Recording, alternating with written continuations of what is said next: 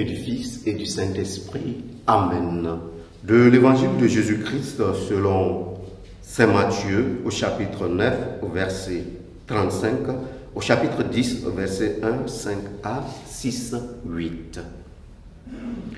En ce temps-là, Jésus parcourait toutes les villes et tous les villages, enseignant dans leurs synagogues, proclamant l'évangile du royaume et guérissant toute maladie et toute infirmité. Voyant les foules, Jésus fut saisi de compassion envers elles, parce qu'elles étaient désemparées et abattues comme des brebis sans berger.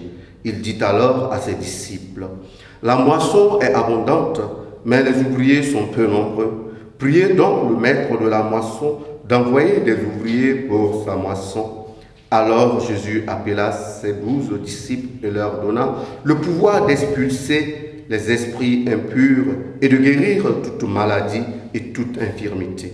Ces 12, Jésus les envoya à mission avec les instructions suivantes. Allez vers les brebis perdues de la maison d'Israël. Sur votre route, proclamez que le royaume des cieux est tout proche. Guérissez les malades, ressuscitez les morts, purifiez les lépreux, expulsez les démons. Vous avez reçu gratuitement, donnez gratuitement. Acclamons la parole de Dieu. Louange à toi, Seigneur Jésus. Bien-aimés dans le Seigneur, aujourd'hui nous voyons que le Seigneur nous invite à sa moisson. Mais avant de nous inviter à cette moisson-là, le Seigneur nous présente en quoi consiste cette moisson qui n'est rien d'autre que la manifestation de son œuvre d'amour qui se traduit dans l'enseignement, la prédication de la bonne nouvelle, la guérison du corps et de l'âme. Voilà le champ dans lequel le Seigneur nous invite à prendre part.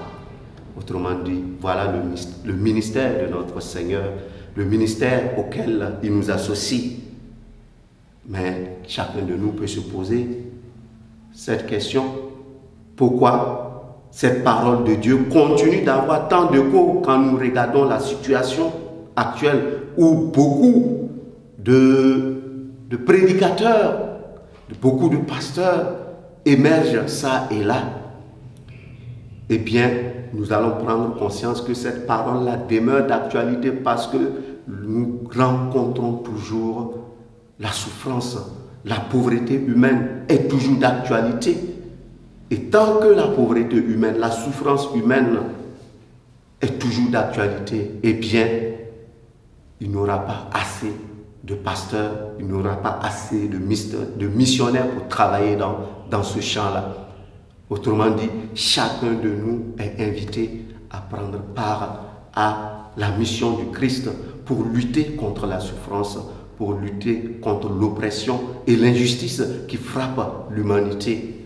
Et c'est ainsi que nous pouvons rendre à l'homme sa dignité d'enfant de Dieu par la parole de Dieu, par l'évangile, par la bonne nouvelle. Au cours de cette journée, nous allons demander au Seigneur qu'il nous aide à être des disciples selon son cœur, des disciples qui sont capables d'aller à la rencontre des autres pour les relever. Loué soit Jésus-Christ.